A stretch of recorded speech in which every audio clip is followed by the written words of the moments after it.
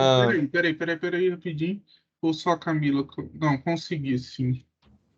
É, pode ir à vontade, Luiz. Desculpe e muito obrigado. não, que isso. Ah, o que que esse estudo que o professor Marco me orientou e que a gente colocou no papel e está trabalhando para lançar os artigos, ele parte de uma constatação que a gente coloca no texto e que uma socióloga francesa que chama Marion Foucault desenvolve no livro com muito mais detalhe e mais qualidade que a gente, que é os economistas estão em todos os lugares. O que ela quis dizer com essa afirmação? É que a gente consegue perceber que os economistas têm ocupado posições de destaque em diversos espaços coletivos, públicos, que nada mais é que eles estão se apropriando de posições que vão do simples acondicionamento técnico a funções de maior relevância para a sociedade como um todo, desde como a própria implementação e execução das políticas públicas. E isso ocorre nos mais diversos campos sociais, então, desde as políticas que a gente associa a um conceito mais econômico, política monetária, fiscal, comércio, política industrial, etc., mas também em campos que a gente aceitaria ou julgaria que seria razoável que outras profissões dominassem, por exemplo, educação, saúde, segurança, cultura e todas as outras áreas que outros cientistas sociais poderiam estar presentes e poderiam estar ocupando. A partir dessa percepção, a gente tenta entender, então, por que isso está acontecendo e de que forma isso estava acontecendo, principalmente aqui no contexto brasileiro. A historiografia do pensamento econômico e de metodologia da economia já discute isso há algum tempo. Tem um historiador de pensamento econômico chamado Bob Coates, que ele já notava desde a década de, com sua base, desde a década de 60, para ser mais preciso, de maneira mais significativa pós Segunda Guerra Mundial, mas se a gente restringe a economia norte-americana, já tem a presença de economistas ali antes da Primeira Guerra, com algum destaque depois da crise de 29, mas o que se nota é uma construção de uma burocracia especializada para a produção de políticas públicas, e por causa dessa necessidade de construir uma burocracia que entenda do Estado, a demanda por aqueles que tinham conhecimento de administração pública e principalmente conhecimento em economia, ok? E, por outro lado, a gente tem uma discussão do campo da metodologia sobre a institucionalização da ciência econômica como uma disciplina, ok? E a partir dessa institucionalização na sociedade, ela se transformaria, segundo alguns autores, como uma tecnologia ou técnica de poder político e burocrático, que vai se disseminar principalmente no mundo ocidental, a partir de instituições e organizações de investimento, de suporte financeiro, de pesquisa e etc. E o que permite a ciência econômica ter essa caracterização é a forma como o que a literatura chama de mainstream econômico se estabelece, a partir de princípios abstratos, dedutivos e etc., que se consolida principalmente no pós-Segunda Guerra Mundial. Dado esse contexto, o objetivo do artigo, então, é desconstruir um arcabouço que permita analisar isso com mais detalhes, que a gente chama de demanda e oferta por economistas, tendo como referência o ambiente brasileiro. E o que é esse arcabouço de demanda e oferta, para ser mais específico? O de demanda é essa discussão da literatura de capacidades estatais.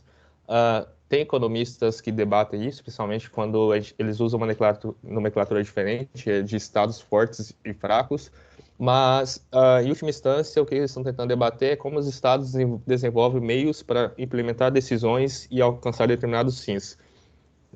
Desculpa. E essa frase é bastante abrangente porque o conceito é bastante abrangente de fato. Tanto que a maior parte dos estudos vão tentar sistematizar quais são os elementos, de novo, que vai tornar o Estado, a burocracia pública, o mais eficaz, o mais eficiente possível para entregar esses objetivos e alcançar esses fins que são determinados socialmente ou de acordo com interesses diversos da sociedade. Como eu disse, o conceito é abrangente porque ele é multidimensional. Eu posso estar preocupado com a capacidade fiscal, que é a capacidade do Estado, a capacidade de extrair recursos da sociedade. Eu posso estar preocupado com a segurança para a sociedade, principalmente através do exercício da força. Eu posso estar preocupado com a capacidade legal do Estado, que diz respeito à criação e proteção de contratos, muito associado a aspectos de liberdade individual, de economias capitalistas. Ou eu também posso estar preocupado com aquelas capacidades chamadas de administrativas e de transformação, que encaixa na nossa avaliação muito bem a forma como a burocracia pública, a burocracia brasileira foi construída, principalmente a partir da década de 1930. Elas têm uma proximidade muito grande com aquela concepção sociológica do Max Weber de como o Estado deve se organizar a partir de princípios impessoais, com hierarquia, construído por técnicos ou burocratas qualificados, com algum grau de isolamento a pressões sociais e principalmente selecionados via critérios meritocráticos. E essas características seriam fundamentais para que o Estado ou o governo da ocasião seja capaz de implementar as políticas públicas, por exemplo, como a gente viu ao longo do século XX, aquelas voltadas à industrialização de um país.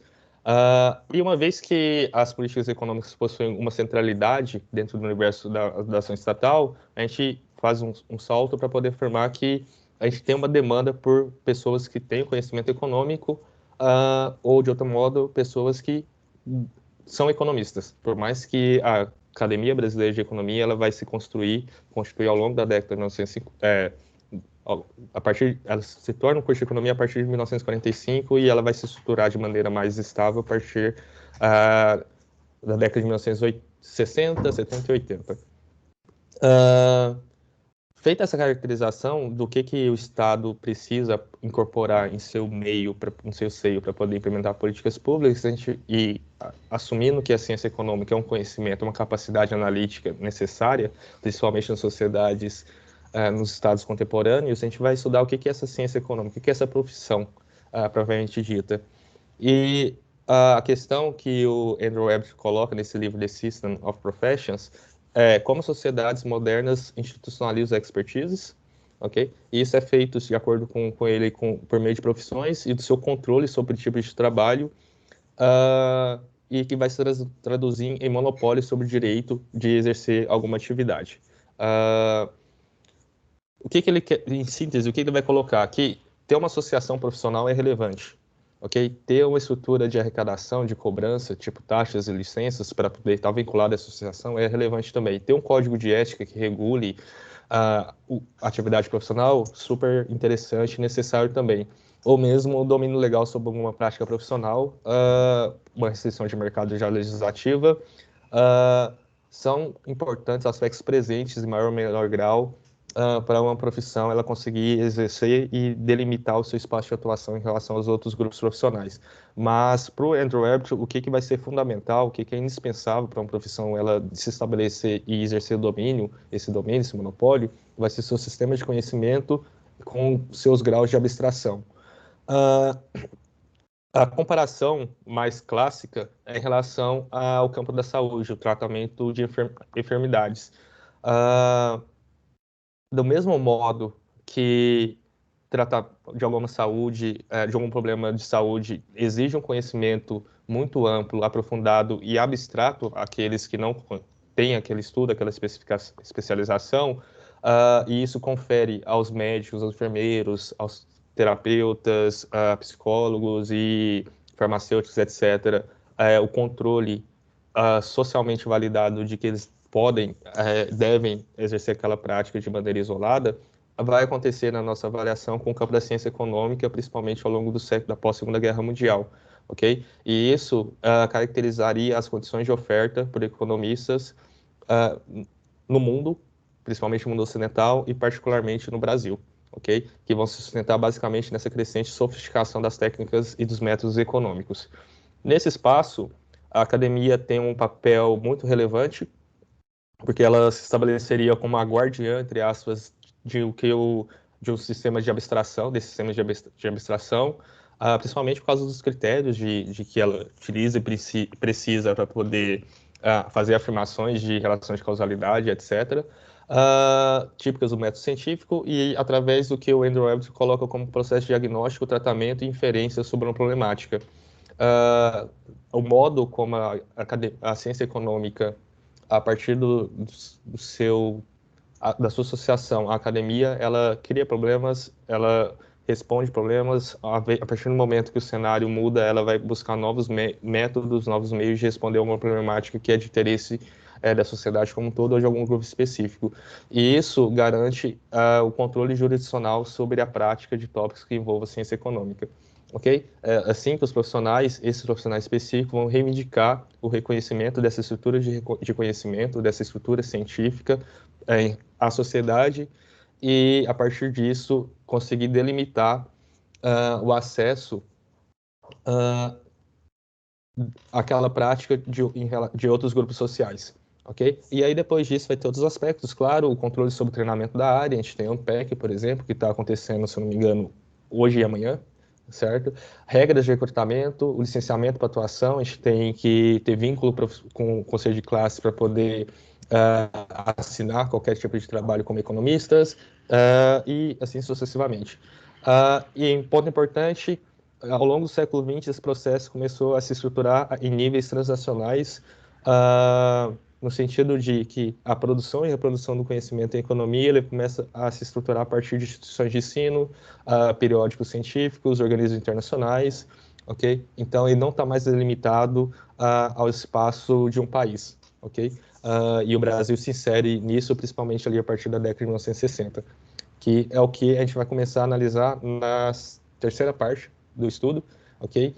Em primeiro momento, a gente discute como que o Estado brasileiro criou as suas capacidades estatais, apesar do erro aqui nos slides, não é o ano 19.300, a partir da década de 1930, como vocês bem devem conhecer, com Vargas, a gente marca um período que o Estado começa a implementar um conjunto de políticas econômicas com a finalidade principal de industrializar o país, dada a interpretação da época de que esse era o único meio de fazer com que o Brasil se tornasse um país industrializado e desenvolvido. E o que acontece é que o Estado brasileiro se depara com um problema. Era ausente uma estrutura orgânica de fornecimento de profissionais com conhecimento em administração pública e também em economia como um todo, ok?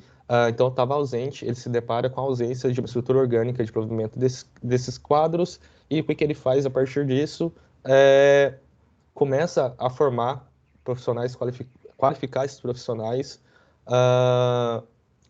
dentro a partir da própria estrutura do Estado. Isso vai acontecer por meio de o que a Maria Rita Loureiro coloca como treinamento on the job, ok? Mas também não só isso. Algumas instituições públicas lidavam com tópicos econômicos de maneira mais direta e você começa a colocar pessoas para adquirir esse conhecimento a partir do próprio trabalho estatal, começa a ter uma estrutura de financiamento de estudos no exterior, no primeiro momento, nessa primeira fase, a partir de cursos de curta duração. Então, você vai fazer um treinamento na Universidade Norte-Americana, faz uma visita técnica ao FED, ou se não, numa universidade ou alguma instituição de ensino britânica, ou você faz depois, a partir da década de 40 e 50, um curso ali na CEPAL, ok? E a partir disso, você vai qualificando esse quadro do funcionário público para ele ser mais eficiente, mais produtivo na implementação da política pública, da agenda de política pública do momento, e disseminar, assim que ele voltasse desse processo, o conhecimento naquele espaço de trabalho dele, e dessa forma que o Estado brasileiro foi criando suas capacidades de implementação de políticas públicas de maneira endógena. E a gente debate isso com mais detalhes no texto. A gente chega na década de 1960, principalmente, com a percepção de que o nível médio dos economistas brasileiros não era condizente de qualificação, não era condizente com as necessidades do Estado brasileiro, da administração pública brasileira, que, por óbvio, tinha se complexificado muito desde a década de 1930, ok? E os economistas da época se organizam, tem o conhecido Encontro de Itaipava, que é debatido por uma série de autores, e dentro das resoluções que esse encontro chega, é que a gente precisava tomar alguma medida para aumentar a qualificação dos economistas médios, tanto em termos de quantidade, mas também em termos de qualidade de informação, ok? É lá que se desenha a estrutura da ANPEC, que vai surgir de fato em 1973, e a gente começa a criar um conjunto de centros de pós-graduação. E um ponto importante aqui é que eles são criados tendo como referência o sistema de pesquisa e ensino norte-americano, principalmente, ok? E mais que isso, a gente começa a construir, ou melhor dizendo, fortalecer redes de relacionamento internacionais.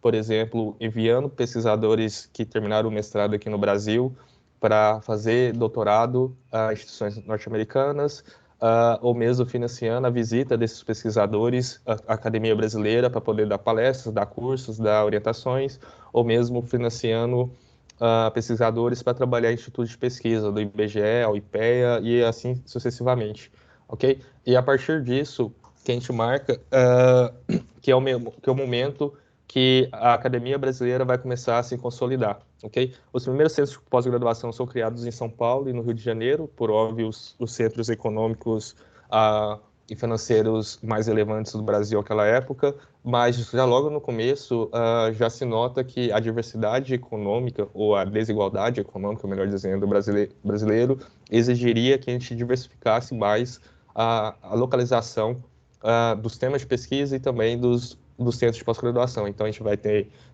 uma pós-graduação no Ceará, em Fortaleza, em Minas Gerais, no sul do país, de maneira geral, e assim a gente vai criando esses centros que são referências, são bem conhecidos até hoje, em termos de produção e de qualidade de ensino. Feita essa caracterização, a gente parte para uma terceira fase, que é, se aqui na década de 60 a gente começa a perceber que há necessidade de incentivar condições de oferta de economistas, a gente afirma que na década de 70 e 80, para ser mais preciso, essas condições são estabelecidas, ok? Por que a gente faz isso? Porque os debates nacionais sobre problemas econômicos, eles se tornam tão especializados que pessoas que não são formadas na área não teriam condições de participar dele, ok? Claro, a gente estava num contexto ditatorial e havia restrições a críticas ao governo, por óbvio, mas, além disso, a infraestrutura burocrática do regime militar, ele institucionaliza essa autoridade dos economistas e os posiciona de acordo com, seguindo a nomenclatura da Maria Rita Loureiro, como elites dirigentes no funcionalismo público, especialmente no alto escalão do funcionalismo público, mas principalmente porque o debate ele começa a ter uma linguagem completamente diferente do período anterior, ok? Desculpa. E a gente usa dois exemplos para poder fundamentar isso, que primeiro é a controvérsia da distribuição de renda, que em resposta ao conjunto de críticas que foram feitas à ditadura militar em geral, às políticas econômicas delas, mas também a crescente desigualdade do período, e essas críticas, por serem feitas com econometria, com estatística, com métodos bem sólidos, bem fundamentados, teve amplitude dentro do espaço que era possível ter amplitude no regime ditatorial, e o governo se viu obrigado a fornecer uma justificativa para aquele cenário, para aquelas críticas, mas essa justificativa vai ter tons científicos, ok? Então, o alto escalão da tecnocracia federal, ele é convocado para se envolver nesse debate e dar uma justificativa condizente à qualidade da crítica que estava sendo posta. O nome de maior destaque nisso, um dos nomes de maior destaques é o Carlos Langoni, que tinha acabado de voltar do seu doutorado na Universidade de Chicago, ok? Aqueles estudos sobre a tese dele ficou bastante famosa por traçar uma relação entre crescimento econômico e capital humano, ok? Para o Brasil.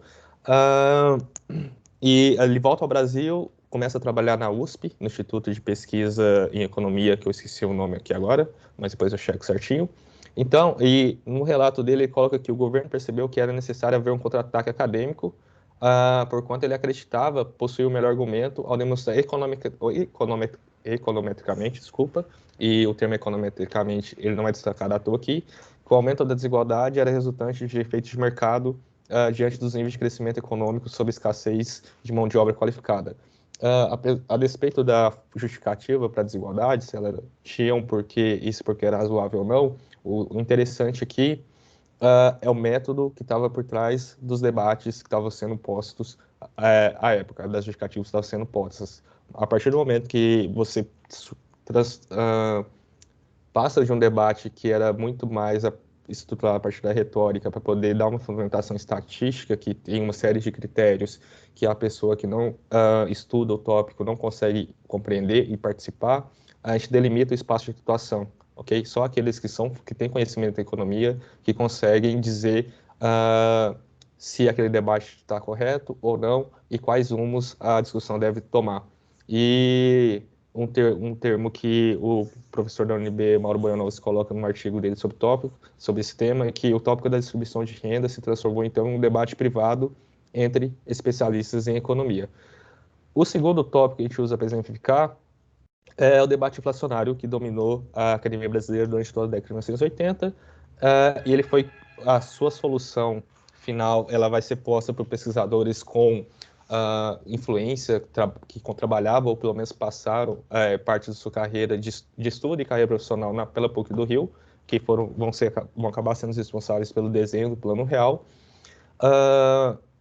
E o ponto interessante é que, ao longo da década de 1980, até a conformação do Plano Real e a sua implementação, o debate teórico por trás, ele se transforma, ele se altera no sentido de deixar de ter enfoque no que era dito como conflito distributivo e em fenômenos históricos e sociais, para começar a debater os mecanismos de propagação, de transmissão da inflação no Brasil, claro, com base em sólidos fundamentos estatísticos, principalmente no contexto ali do novo consenso macroeconômico da escola dos ciclos reais de negócios e também na literatura de novo keynesiano.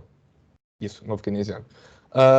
Então, e aí vai ter toda a conclusão de o que deveria ser feito vai controlar os preços do Brasil para a gente alcançar a estabilidade monetária, que dá uma ênfase na estabilidade fiscal, uso de políticas para controlar as expectativas dos agentes, principalmente no período pós-reforma, relegando ao consenso de que a inércia, aquele componente inercial, teria muito destaque na inflação, um segundo plano.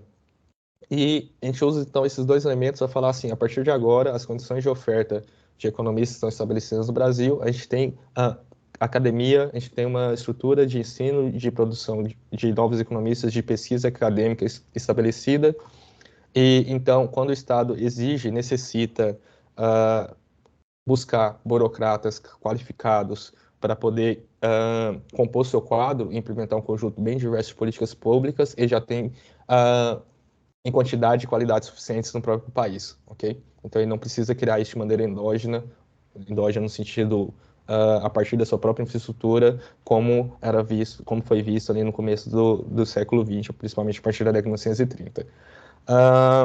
E aí, algumas considerações finais, já caminhando para a parte final, é que os elementos que a gente pode dizer como fundadores da burocracia brasileira e sobre esse tópico de como os economistas se relacionam com ela, é que ali na década de 30, dada a necessidade de criar essa burocracia para poder implementar políticas públicas, o Estado se viu obrigado a criar ela de maneira endógena, ok?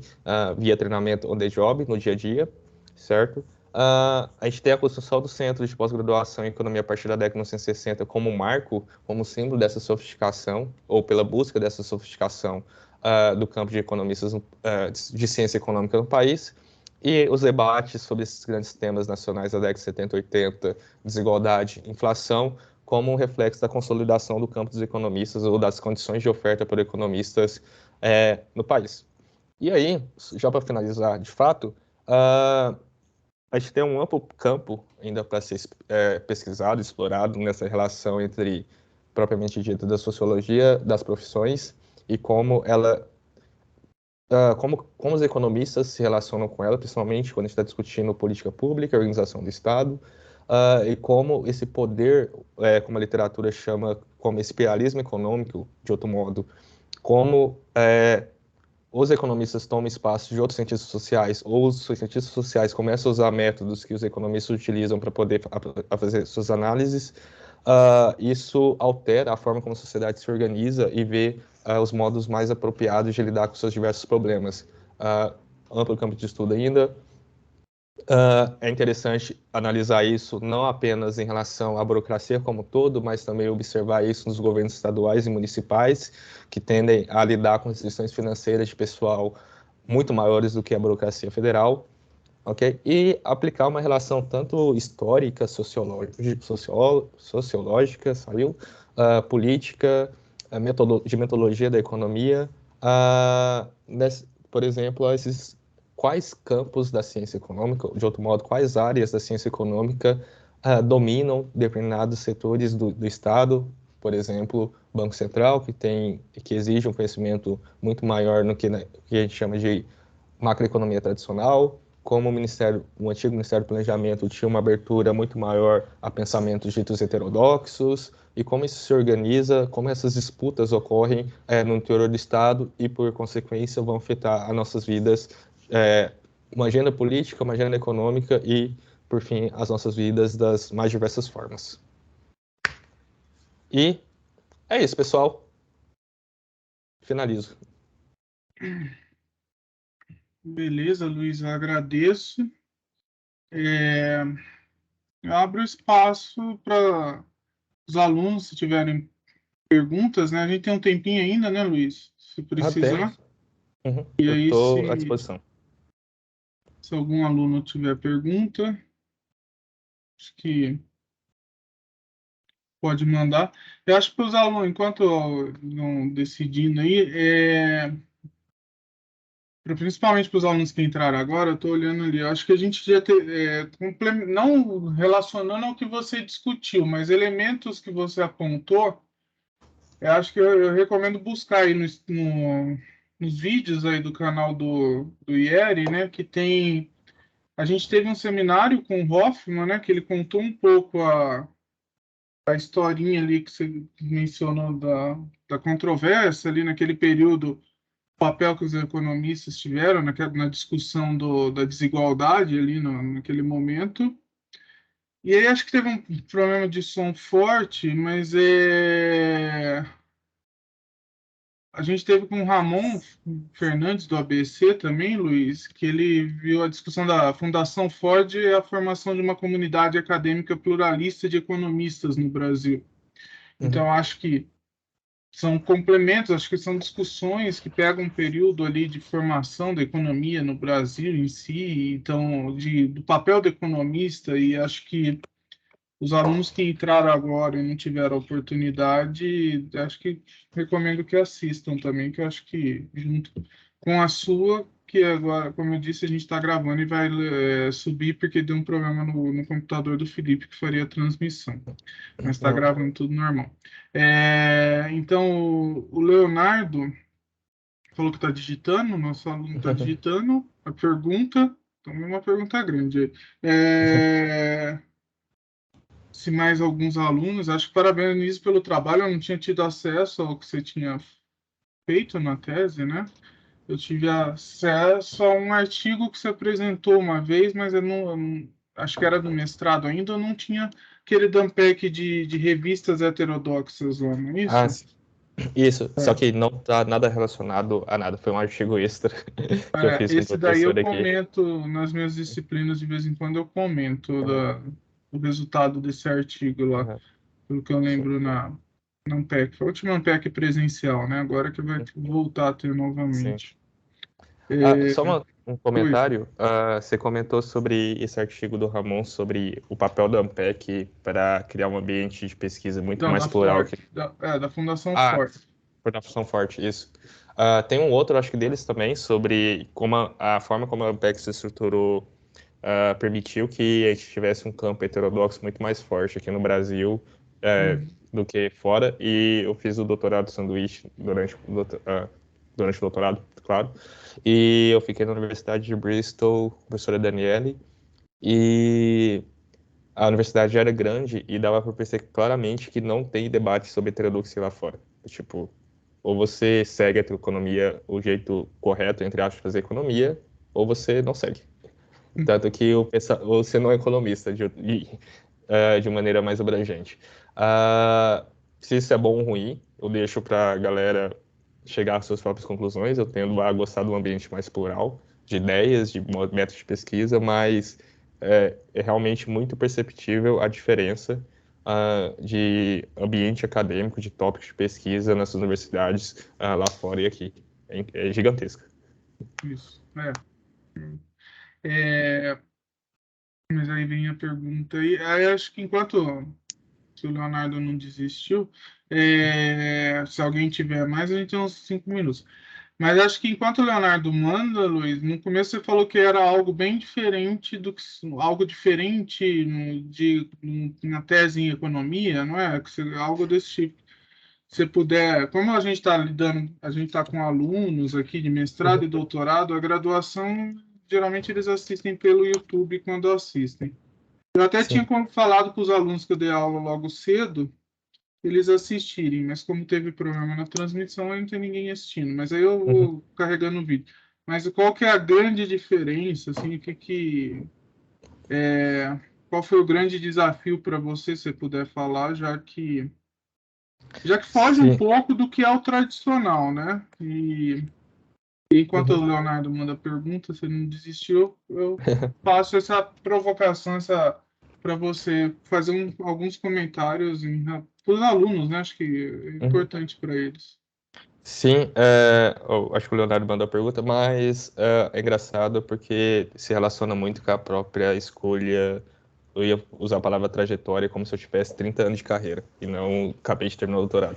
Mas eu lembro muito bem que quando a gente apresentou a monografia aí na UFO, eu tinha feito o que eu brinco como continhas e achado uma relação entre desigualdade, crescimento e etc.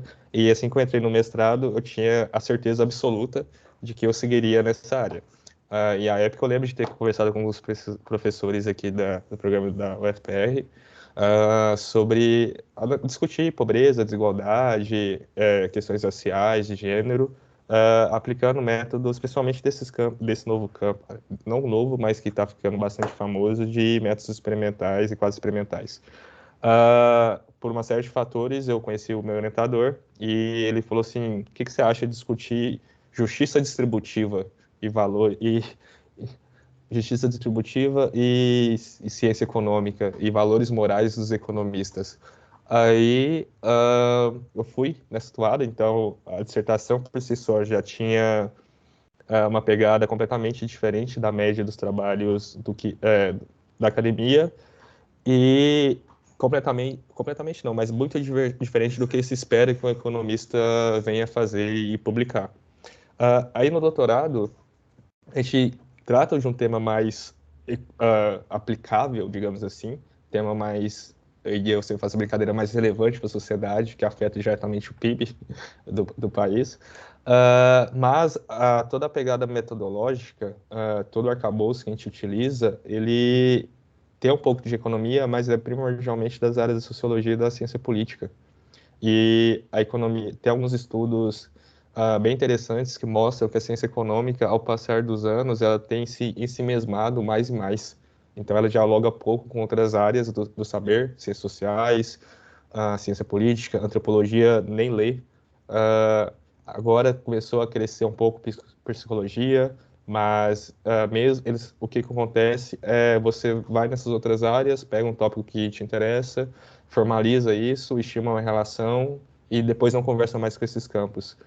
Uh, e esse padrão ainda tem ocorrido não só em relação à ciência econômica, mas também em relação à ciência política, um pouco menos com a sociologia, porque ela tem uma base um tanto quanto diferente. A antropologia busca conversar mais, mas é pouco citada pelas outras áreas.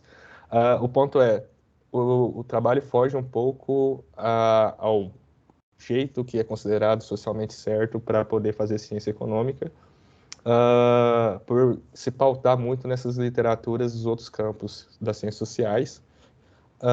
Claro, eu tenho que aprender muito, porque se eu sei pouco de economia, dessas outras áreas eu sei menos ainda.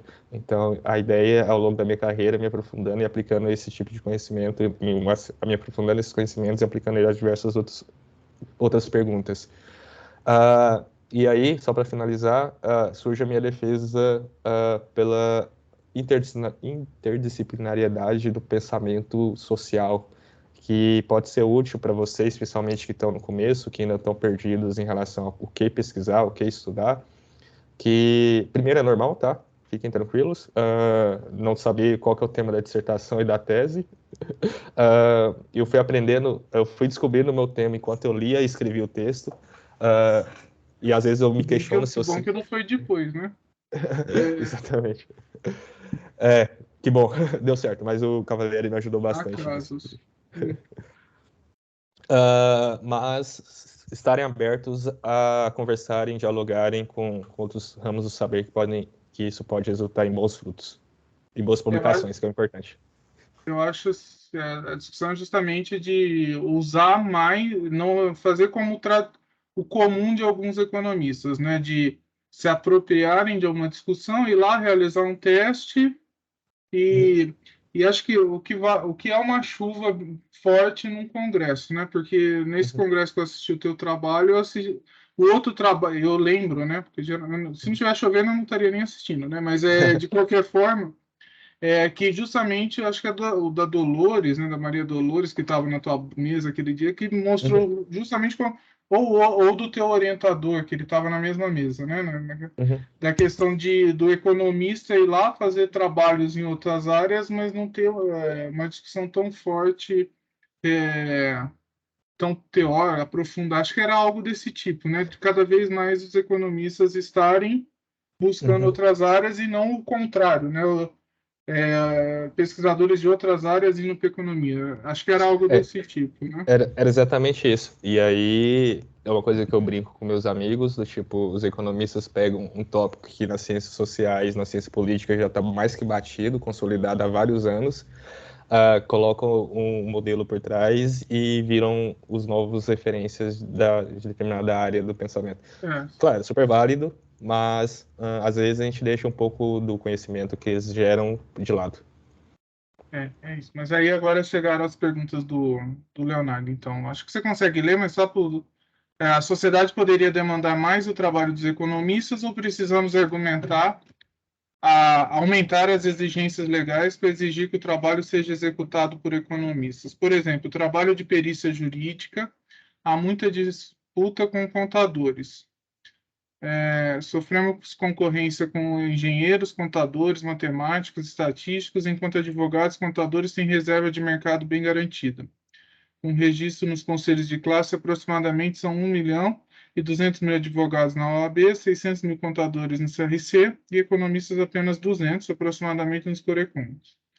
Na administração pública, acho que tem mais coisa, não sei se chegou. É, não, tem aqui. Na administração pública, na Secretaria Fazendária, há trabalhos que economistas perdem espaço para engenheiros, contadores e administradores. Entendeu? Sim, Com- sim. hum, Não, é Leonardo, né? Você disse? Leonardo.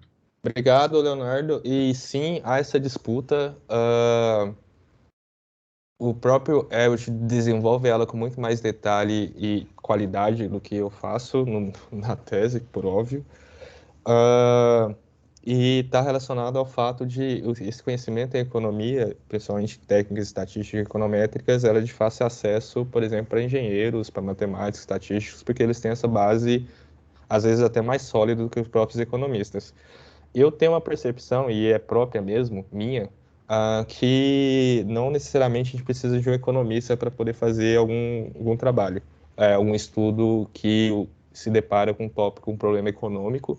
E aí, tentando fazer uma relação com o terceiro ensaio da minha tese, por exemplo, a burocracia pública. Aliás, só antes disso, acho que conselho de classe eu sou favorável às licenças apenas em áreas da saúde, porque um erro ali pode ser fatal. Mas em outras, principalmente da ciência econômica, eu tendo a ver de maneira um tanto quanto avessa.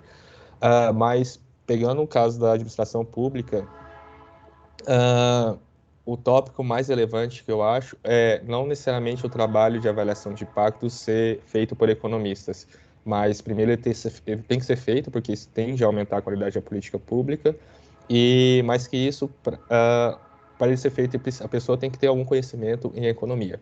Se essa pessoa ela é formada, tem toda a sua trajetória formativa na ciência econômica, tudo bem, mas se ela for matemática, engenheira, socióloga, filósofa de formação e fez um mestrado em economia ou não tem nenhuma etapa, mas conhece essas técnicas, tudo bem. O ponto é ela ter o Estado ter capacidade analítica em seu ambiente para poder avaliar de maneira constante, desde o desenho da política pública até a sua implementação e avaliação de resultados no final dela. Claro, uma opinião seria, talvez seja um pouco polêmico falar que eu sou contra conselho de classe de economistas numa live de economistas, mas o ponto acho que é mais relevante dessa discussão é sobre como que o Estado incorpora esse tipo de conhecimento. E, claro, esse conhecimento ele é produzido, mesmo que aqui no Brasil a gente tenha uma dificuldade de estabelecer esses espaços jurisdicionais, ele continua sendo produzido e disseminado por economistas. Não sei se eu fui claro, respondi. Acho que ele mandou que sim, mas qualquer coisa ele fala. Mas aí a Juliana perguntou aqui, parabéns, sobre essa questão da interdisciplinariedade na pesquisa econômica. Você sente alguma dificuldade de publicar em revistas econômicas ao trabalhar com autores de outras áreas?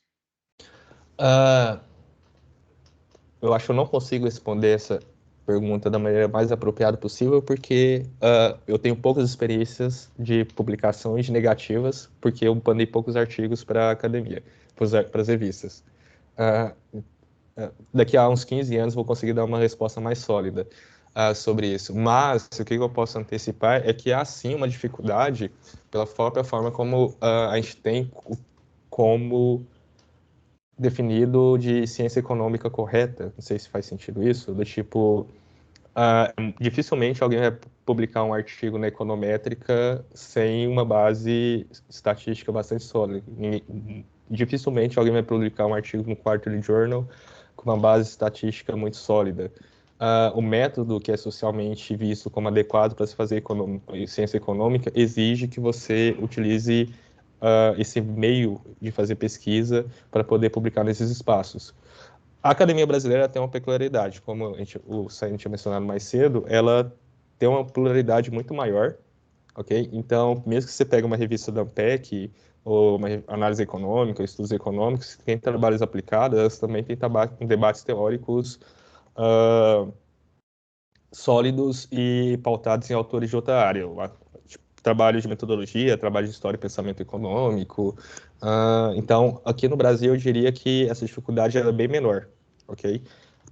Nos principais jornais periódicos internacionais, eu acredito que ela é mais sólida por causa do método do mainstream econômico, de como ele produz e reproduz a sua ciência, ok? Aí a gente tem que ralar um pouco mais para poder publicar. Última coisa, eu sei que o Qualis está sendo atualizado ou já saiu, e aí ele vai mudar as pontuações, pelas conversas que eu tinha acompanhado, das revistas. Talvez possa aprofundar essa pluralidade ou pode caminhar em direção contrária. E aí, se reduzir essa pluralidade, talvez os heterodoxos, tanto em termos de teoria econômica quanto em termos de abordagens de pesquisa, sofram um pouco mais. Ele só complementando, aí pegando, acho que uma evidência que você tem outro estudo para a gente terminar, mas as próprias revistas de economia talvez não definam direito o que elas vão publicar, né? Uhum. Porque você vem com essa discussão de heterodoxos, mas pelo que eu lembro, as revistas heterodoxas não estão publicando, acho que é pelo resultado do teu artigo lá atrás, ele mostrou que temas tradicionais do que seria a heterodoxia não estão sendo né? Não estão sendo publicados em revistas heterodoxas. Ou não é algo desse tipo, não foi? Sim, é que a gente ainda está trabalhando nesse artigo, mas o resultado preliminar era que até as revistas de heterodoxas, elas eram muito centradas no o tópico o que a gente estava querendo avaliar, só para contextualizar, era como que revistas heterodoxas principais da área, todas estrangeiras, discutiam desigualdade racial e de gênero. E mesmo elas estavam debatendo desigualdade de renda entre esses grupos. Então, de outro modo, mesmo as revistas heterodoxas estavam debatendo o que as revistas do mainstream também discutem, com outro ferramental, mas a pergunta era a mesma. E não incômodo, mas a nossa questão depois disso era, se o espaço heterodoxo de economistas não observa outros tipos de elementos que compõem a desigualdade, que outro espaço vai observar? Isso. E aí, enfim, essa foi uma conclusão preliminar que a gente chegou com aquele estudo. Acho que é isso. Acho que tá coisa interessante aí. Luiz, eu acho que não tem mais perguntas. Tá lá. Vou agradecendo a todos. Acho que foi muito proveitoso. Se alguém quiser entrar em contato com o trabalho, já deve estar disponível. Se não, depois eu passo o link para os alunos. Eu vou, acabando a gravação aqui, eu vou já passar para o Felipe. O Felipe sobe aí, você consegue passar para sua mãe, seu irmão, para assistir. Eu agradeço, então, em nome de todos, novamente. Acho que num seminário, quando quem está apresentando domina o assunto que ele está apresentando, e aí dá para ter debate e não ficar tudo vago. Mas é isso, Luiz. Agradeço. Curta o frio aí. Aqui está nublado, acho que é a única semana do ano que deve chover em Uberlândia. Então, mas é isso, a gente está sempre à disposição aqui para vocês, viu? Agradeço bastante, gente. Obrigado, Saene. Mando um abraço para o Cleomar e para os outros professores aí. É uma honra estar aqui nesse espaço, agora como doutor. Eu não estou acostumado com isso ainda não, mas estou muito feliz de ter recebido o convite, de ter tido essa conversa aqui, mesmo que breve. E assim que eu estiver em Uberlândia, a gente separa um tempo para tomar um café e uma cerveja também, que é importante. Dessa vez vai dar certo. Você vai sentir doutor, muitas vezes você vai ter que ver mais doutores porque você é doutor, né? Você vai curtir essa fase agora e a gente espera você vir logo para cá, então. Gente, até mais, eu preciso encerrar. A gente vai se falando. Até mais, pessoal. Abraço. Tchau, tchau. Então, Luiz, valeu, viu? Valeu, Só gente. vou parar a gravação aqui, então.